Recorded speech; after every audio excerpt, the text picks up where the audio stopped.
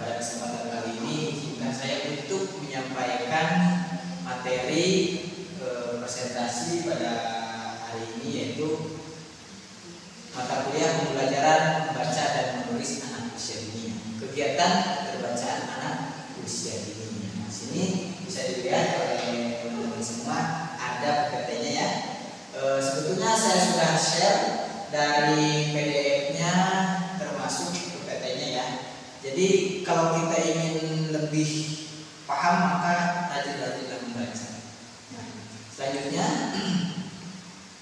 kegiatan keterbacaan anak usia dini. Apa itu literasi? Ini ada gambar-gambar, ini adalah penghias saja ya. Tadinya mau pakai foto saya dan ibu-ibu sekalian, cuman saya takut nanti kita nggak fokus belajar, malah fokus liatin fotonya gitu. Jadi makanya saya pakai tadi aja. Definisi keterbacaan dan membaca ya, menurut ahli. Jadi kita tidak lepas untuk anak itu harus dengan ahli ya. Karena ketika berbicara anak ini sangat rentan, maka harus dilibatkan seorang ahli. Karena kita juga akan menjadi ahli pawang untuk anak usia ini. Karena untuk anak ini sangat rentan, tidak bisa disepelekan ya pendidikan anak usia ini. Maka kita harus membaca ataupun segala sesuatu menurut para ahli. Di sini ada prinsip keterbacaan dan sebagainya. Lanjut, keterbacaan. Di sini keterbacaan merupakan alih bahasa dari readability yang merupakan turunan dari readable, artinya dapat dibaca atau terbaca. Ini jadi keterbacaan adalah hal atau ihwal terbaca tindakannya suatu bacaan tertentu oleh pembaca. Jadi bisa dibaca. Bahkan kalau untuk bahasa Arab mungkin bisa dibilang isim ya, yang memberi makna. Lanjut.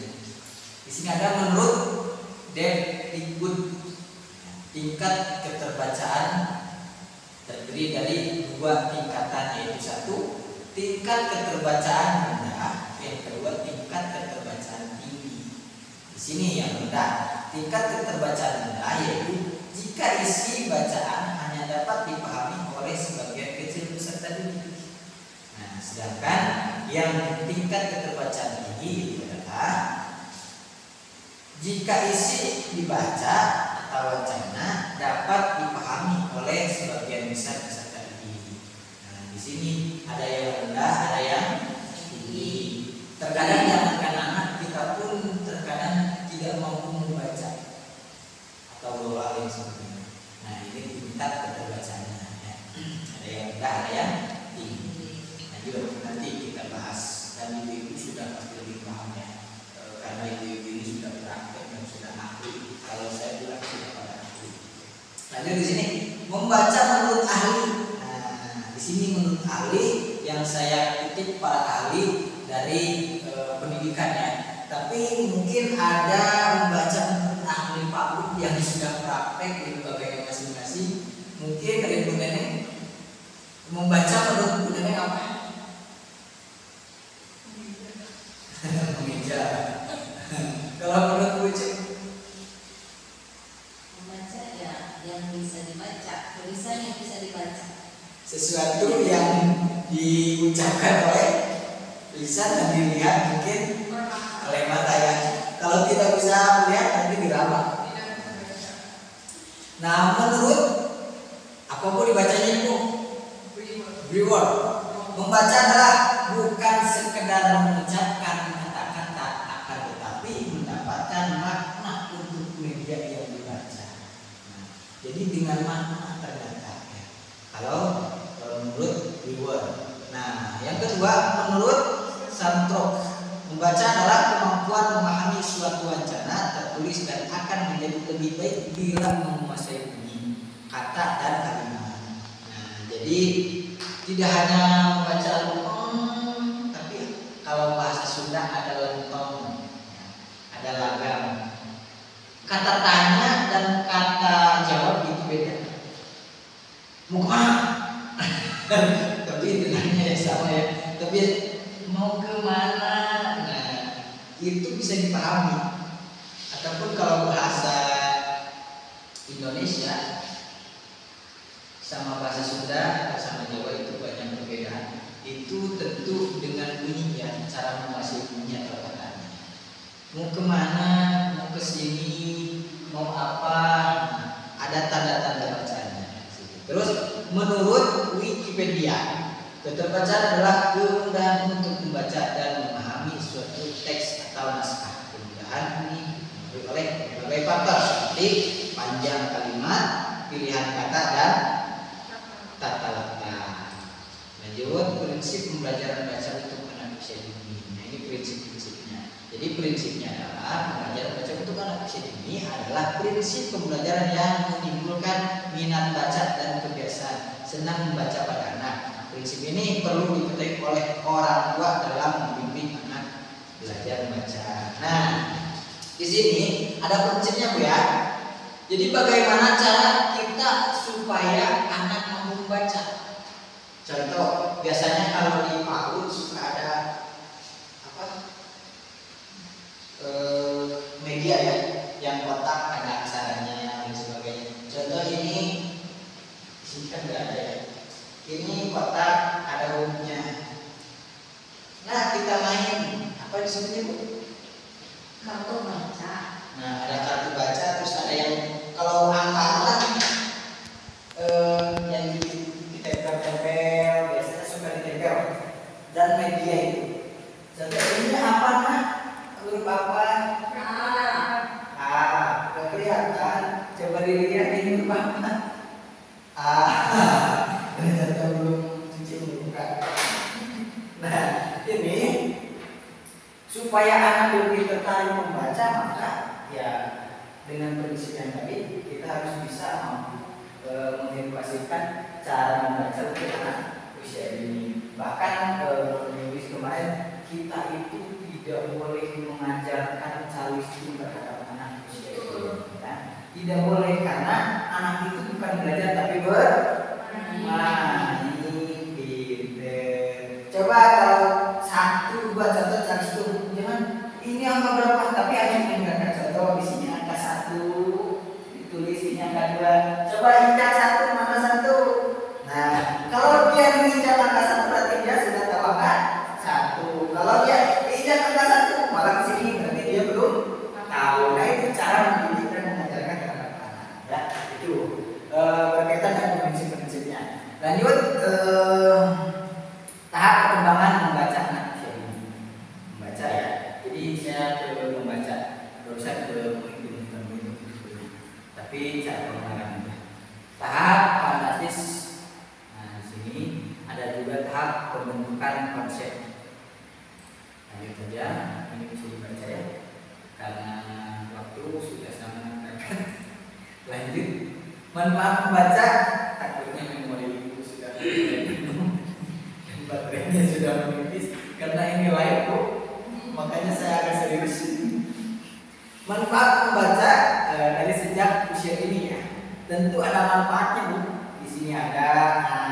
Kalau kita bisa membuat huruf B yang besar sama C, ini anak bisa naik juga. Ya. Membaca memperkaya kosakata, memperkaya kosakata. Jadi harus lebih banyak. Kalau ibu punya bangunan bagus, ruangan bagus, coba digambar dengan huruf. Kalau ibu punya taman, coba membuat huruf dengan bunga. Nah, di taman. Perbanyak kosakata dan sebagainya. Terus meningkatkan kecepatan membaca, meningkatkan pemahaman mengenai makna atau struktur kata. Selanjutnya melatih pola bahasa anak. Dan selanjutnya melatih keterampilan anak dan meningkatkan IQ anak. Ini terus dilatih, tapi di awal tadi pengembangan kosakata ini sebagainya. Itu. Lanjut sedikit lagi. Strategi atau metode perkembangan membaca anak usia dini. Nah, di sini ada 4 ya metodenya. 1, pendekatan pengalaman bahasa. Dalam pendekatan ini guru menggunakan kata-kata sendiri untuk membantunya belajar membaca. Yang kedua, fonik. Apa itu fonik, Bu? Menggunakan alfabet ya yang diberikan lebih dahulu kepada anak-anak. Selanjutnya, lihat dan katakan. Lihat dulu lalu katakan. Suruh anak untuk menirukan. Yang keempat, metode pendukung atau konteks. Ini metode-metode yang bisa dicoba. Selanjutnya ada motivasi, lingkungan keluarga, bahan baca. Di sini motivasi merupakan pendorong. Jadi harus diberikan motivasi anak itu. Jadi nanti kalau kamu ke bandara lihat kapal itu bakal lihat ada petunjuk yang harus bisa. Nah kamu nanti udah gede bakal bisa ke, contohnya kalau anak itu mau bertamasya, kan di jalan suka ada tuh ya petunjuk arah. Biar kita tidak tersesat maka kita harus bisa membaca. Karena di jalan itu banyak hal yang harus dibaca yang menunjukkan arah kita dan tidak tersesat. Nah itu akan menjadi motivasi untuk anak. Karena anak takut tersesat. Nah nanti supaya kamu jajan nggak salah makan, harusnya beli permen malah beli pasta gigi. Nah kamu harus bisa baca. Nah itu mendorong motivasi untuk anak rajin membaca. Terus lingkungan keluarga. Nah di lingkungan keluarga jangan sampai keluarga itu membiarkan untuk tidak rajin membaca. Nah kalau keluarga punya tikar ya, ada tikar yang abjad ya.